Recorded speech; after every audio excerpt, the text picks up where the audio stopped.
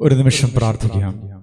പിതാവും പുത്രനും പരിശുദ്ധരൂഹായുമായ ഞങ്ങളുടെ കർത്താവും ഞങ്ങളുടെ ദൈവവുമായുള്ളവേ, ഈ അനുഗ്രഹീത സമയം ഞങ്ങൾക്ക് എല്ലാവർക്കും ഒരുമിച്ച് കൂടി പ്രാർത്ഥിക്കുവാൻ ദൈവം നൽകിയതോർത്ത് ഞങ്ങൾ അങ്ങേ സ്തോത്രം ചെയ്യുന്നു. അങ്ങേ ആരാധിക്കുവാൻ ഈ സമയം ഞങ്ങൾ മാറ്റിവെക്കുന്നു. അങ്ങേ ആരാധിക്കുന്നത് വഴിയായി ഞങ്ങളുടെ ജീവിതത്തിലേക്ക് ദൈവികമായ അനുഗ്രഹങ്ങളും അനുഭവങ്ങളും കടന്നു വരുവാൻ സംഗതിയാക്കണമെന്ന് പ്രാർത്ഥിക്കുന്നു. പരിശുദ്ധാത്മാവ് വസിക്കുന്ന ആലയങ്ങളായി ഞങ്ങൾ മാറണമേ. അങ്ങയുടെ വചനം വസിക്കുന്ന ജീവിതങ്ങളായി ഞങ്ങൾ മാറണമേ.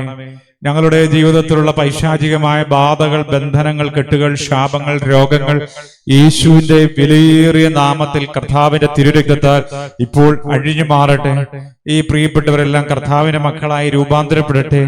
ദൈവിക ചൈതന്യം ഈ പ്രിയപ്പെട്ടവരിൽ ഇറങ്ങട്ടെ. ഓരോരുത്തരുടെയും ജീവിത വഴികൾ കർത്താവിന്റെ നാമത്തിൽ ശുദ്ധീകരിക്കപ്പെടട്ടെ. വചനത്തിനും ആരാധനയ്ക്കും ദൈവബന്ധത്തിനും ഞങ്ങളെ വിധേയപ്പെടുത്തണമേ. ഞങ്ങളുടെ പ്രയാസങ്ങളും വേദനകളും എല്ലാം തിരുമുമ്പാകെ സമർപ്പിച്ച് ദൈവിക സന്ദേശത്തിന് വേണ്ടി ഞങ്ങൾ പ്രാർത്ഥിക്കുന്നു. ദൈവം ഞങ്ങളെ രൂപാന്തരപ്പെടുത്തുന്നതിനായി നന്ദി പറയുന്നു. പിതാവിന്റെയും പുത്രന്റെയും പരിശുദ്ധ റൂഹായുടെയും നാമത്തിൽ തന്നെ ആമീൻ. കഷ്ടങ്ങൾ സാരമില്ല, കണ്ണുനീർ സാരമില്ല, കഷ്ടങ്ങൾ സാരമില്ല, കണ്ണുനീർ സാരമില്ല. നിത്യതേജസ്സിൻഘനമോർത്തിടുമ്പോൾ നോടി നേരത്തേക്കുള്ള കഷ്ടങ്ങൾ സാരമില്ല, കണ്ണുനീർ സാരമില്ല, കഷ്ടങ്ങൾ സാരമില്ല, കണ്ണുനീർ സാരമില്ല. ദൈവത്തിന്റെ പരിശുദ്ധാത്മാവ് നമുക്ക് നൽകിയിരിക്കുന്ന വചനഭാഗം യോബിന്റെ പുസ്തകം 24-ാം അധ്യായം 8-ാം വാക്യം. അവർ മലകളിൽ മഴ നനയുന്നു, മറവിടമില്ലായകയാൽ അവർ പാറയെ ആശ്രയിക്കുന്നു. പ്രത്യേകിച്ച് മഴയുടെ ഒരു കാലയളവാണല്ലോ ഈ ദിവസം. വലിയ മഴയാണല്ലോ നാം ആയിരിക്കുന്ന സ്ഥലത്തെല്ലാം. ഇതാ യോബിന്റെ ജീവിതത്തിൽ വലിയൊരു കഷ്ടത നിറഞ്ഞിരിക്കുന്ന സന്ദർഭമാണ്. വലിയ കഷ്ടത. യോബ് കഷ്ടതയുടെ നടുവിൽ ദൈവത്തോട് പ്രാർത്ഥിക്കുന്നുണ്ട്, ദൈവത്തിന്റെ നടപടികളെ വീക്ഷിക്കുന്നുണ്ട്. യോബ് പറയുന്നുണ്ട്, കഷ്ടകാലത്ത് ഞാൻ ദൈവത്തെ കണ്ടു എന്ന്. അപ്പോൾ യോബ് അങ്ങനെ വീക്ഷിക്കുമ്പോൾ യോബ് കണ്ട ഒരു കാര്യമാണ്, ഭൂമിയിൽ എല്ലാ സ്ഥലത്തും സാധാരണക്കാരായ നല്ല മനസ്സുള്ള ആളുകളെല്ലാം, നന്മ ചെയ്യുന്നവരെല്ലാം തന്നെ കഷ്ടതയുടെ അടുത്തേക്ക് വരുന്നു, സങ്കടപ്പെടുന്നു. എന്നാൽ ദുഷ്ടമനസ്സോടുകൂടെ നടക്കുന്നവർ, പാപത്തിന്റെ പിന്നാലെ പോകുന്നവരെല്ലാം സന്തുഷ്ടരായി ജീവിക്കുന്നു. ഇത് അദ്ദേഹത്തെ അലട്ടിയ ഒരു സന്ദർഭമാണ്. പ്രിയപ്പെട്ടവരെ, അതുകൊണ്ട് മഴ നനയുന്നു എന്ന, പർവ്വതങ്ങളിൽ മഴ നനയുന്നു, മലകളിൽ മഴ നനയുന്നു എന്ന വാക്കുകൊണ്ട് അർത്ഥമാക്കുന്നത് ആളുകൾ കഷ്ടതയിലാകുന്നു, വേദനയിലാകുന്നു. ആ കഷ്ടതയിലും വേദനയിലും അവർക്ക് മറവിടമില്ലാത്തത് കൊണ്ട് അവർ പാറയെ ആശ്രയിക്കുന്നു. ദൈവത്തിന് സ്തോത്രം. അപ്പൊ പരിശുദ്ധാത്മാവ് നമ്മോട് ഇന്ന് പറയുന്നത് എന്താണെന്നറിയാമോ? ഭൂമിയിൽ ജീവിക്കുമ്പോൾ നിങ്ങൾക്ക് ഒന്നെങ്കിൽ ദുഷ്ടനായിട്ട് ജീവിക്കാം, നല്ല മനുഷ്യനായിട്ട് ജീവിക്കാം. ദുഷ്ടൻ എന്ന് പറഞ്ഞാൽ പിശാചിന് അടിമയായി പിശാച് കാണിച്ചു തരുന്ന വഴികളിലൂടെ സാത്താന്റെ ഹിതപ്രകാരം നടക്കാം.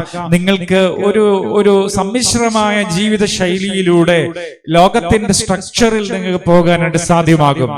എങ്കിൽ നിങ്ങൾ ഒരു നല്ല വ്യക്തിയാകാൻ ആഗ്രഹിച്ചാൽ നിങ്ങളുടെ ജീവിതത്തിലേക്ക് പ്രതിസന്ധി വരുന്നു, ബുദ്ധിമുട്ട് വരുന്നു. എന്തുകൊണ്ടാണ് അത് വരാൻ കാരണം? പ്രിയപ്പെട്ടവരെ, ലോകത്തിന്റെ സ്ട്രക്ചറിന് വിരുദ്ധമായി നിങ്ങൾ സഞ്ചരിക്കാൻ തീരുമാനമെടുക്കുന്നു. എന്നാൽ ഇവിടെ നിങ്ങൾ ആരും ആകുലപ്പെടേണ്ടതില്ല. ഈ പ്രതിഭാസത്തിന് എന്നേക്കുമായി അറുതി വരുത്തുവാൻ സ്വർഗം ചായിച്ച് പിതാവായ ദൈവത്തിന്റെ ഹിതപ്രകാരം പുത്രൻ തമ്പുരാൻ ഇറങ്ങി വന്നു. ഹല്ലേലൂയ. ഇവിടെ മലയിൽ മഴ നനയുന്നു, പാറയിൽ ആശ്രയിക്കുന്നു എന്നത് ഭൗതികമായ വാക്കുകളും പ്രയോഗങ്ങളുമാണെങ്കിൽ, ആ പാറയുടെ സ്ഥാനത്ത് ബലഹീനരും നന്മ ചെയ്യാനും വിശുദ്ധിക്ക് ആഗ്രഹിക്കുന്നവരും ദൈവഹിതം അന്വേഷിക്കും അന്വേഷിക്കുന്നവരുമായ ആളുകൾക്ക് ലോകത്തിന്റെ പ്രതിസന്ധികളും ബുദ്ധിമുട്ടുകളും ഭാരങ്ങളും തട്ടാതെ മറയുവാനായി സ്വർഗസ്ഥനായ ദൈവം ഒരു പാറയൊരുക്കിയിരിക്കുന്നു. ആ പാറ ക്രിസ്തുവാണ്. ശാശ്വതമായ പാറ, യഹോവയാം യാഹിൽ ശാശ്വതമായ പാറയുണ്ടെന്ന് പ്രവാചകൻ പറഞ്ഞ പാറ ഈ ക്രിസ്തുവാണ്.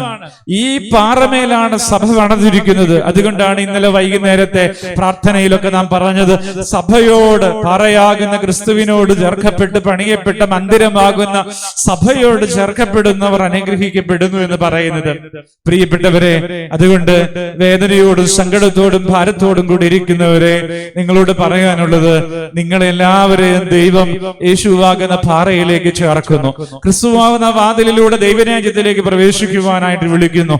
നിങ്ങളുടെ കഷ്ടതയ്ക്ക് നിങ്ങളുടെ ഭാരത്തിന് ഒരു പരിഹാരമുണ്ട്. ദൈവം നിങ്ങൾക്ക് വഴിയൊരുക്കി തരുന്നു. പ്രാർത്ഥിക്കാനായിട്ട് പോകുന്നു. നിങ്ങൾ വേദനയോടും സങ്കടത്തോടും കൂടെ ആയിരിക്കുമ്പോൾ ഭാരപ്പെടേണ്ടതില്ല.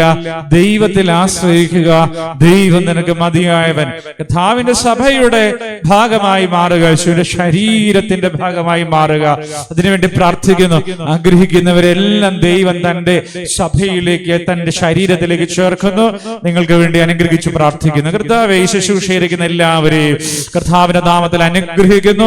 യേശുവിന്റെ ശരീരത്തിന്റെ ഭാഗമായി ഈ പ്രിയപ്പെട്ടവർ മാറാൻ ഇവരെ അനുഗ്രഹിക്കുന്നു. കർത്താവ് ഇപ്പോൾ അങ്ങനെ എന്റെ കർത്താവിന്റെ ശരീരത്തിന്റെ ഭാഗമാകണം, കർത്താവിൽ ആശ്രയിക്കണം, കർത്താവിന്റെ മറവിടത്തിൽ ചേർന്നിരിക്കണമെന്ന് ആഗ്രഹിക്കുന്ന വ്യക്തികളെ യേശുവിന്റെ നാമത്തിൽ അനുഗ്രഹിക്കുന്നു. അവരുടെ മേലുള്ള പൈശാചിക ബാധകൾ, ബന്ധനങ്ങൾ, കെട്ടുകൾ, ശാപങ്ങൾ യേശുവിന്റെ നാമത്തിൽ ഇപ്പോൾ വിട്ടുപോകട്ടെ. അവർ കർത്താവിന്റെ നാമത്തിൽ സ്വർഗീയ ബന്ധത്തിലേക്ക് ചേർക്കപ്പെടട്ടെ. സകലവിധ അനുഗ്രഹങ്ങളും രോഗസൗഖ്യവും എല്ലാ വഴികളിലുമുള്ള അനുഗ്രഹവും ഈ ജനത്തിന് കൊടുത്തതിനും കൊടുക്കുന്നതിനുമായി കർത്താവേ, അത്യുന്നതനെ അങ്ങേ ഞങ്ങൾ വാഴ്ത്തുന്നു. പിതാവിന്റെയും പുത്രന്റെയും പരിശുദ്ധ റൂഹായുടെയും നാമത്തിൽ തന്നെ ആമീൻ. ദിവസേന 2 ശുശ്രൂഷകൾ നമുക്കുണ്ടല്ലോ. 2 മണിയുടെ ഈ ചെറിയ പ്രാർത്ഥനായോഗം, വൈകുന്നേരം 8 മണിക്ക് ആരംഭിക്കുന്ന പ്രാർത്ഥനായോഗം, രണ്ടും നിങ്ങളുടെ ജീവിതത്തിൽ ഉപയോഗിക്കുവാൻ ദൈവം നിങ്ങളെ അനുഗ്രഹിക്കട്ടെ. പിതാവായ ദൈവത്തിന്റെ സ്നേഹവും പുത്രനായ ദൈവത്തിന്റെ കൃപയും പരിശുദ്ധ ആത്മാവിന്റെ സംബന്ധവും ഈ ശുശ്രൂഷയിൽ പങ്കുചേർന്ന് സകല പ്രിയപ്പെട്ടവരോടും കൂടെ ഇന്നും എന്നാളും ഉണ്ടായിരിക്കട്ടെ. ആമീൻ.